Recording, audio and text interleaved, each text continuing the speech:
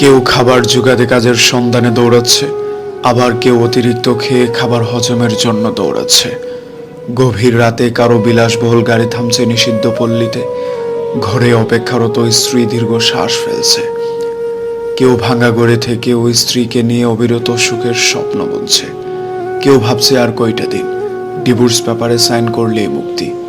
কেউ একটা সম্পর্ক টিকিয়ে রাখার জন্য রীতিমতো যুদ্ধ করে চলছে। কেউ সন্তান ডাস্টবিনে ফেলে দিয়ে দায় মুক্ত হতে চাইছে, কেউ একটা সন্তানের জন্য সারা জীবন হাহাকার করে যাচ্ছে। কেউ লাখ টাকার ডাইনিং টেবিলে বসেও তৃপ্তি সহকারে ভাত খেতে পারছে না, কেউ পেঁয়াজ কাঁচামরিচ কচলিয়ে গোগ্রাসে ভাত গিলছে। কারো দামি খাটে শুয়েও আবার ঘুমের ওষুধ খেতে হচ্ছে, কেউ আবার হিমেল হাওয়ায় রাস্তায় ওভারব্রিজে ও ঘুরে ঘুমোচ্ছে। কারো পড়ার টেবিলে নতুন বইয়ের সমারোহ কিন্তু পড়তে ইচ্ছে করছে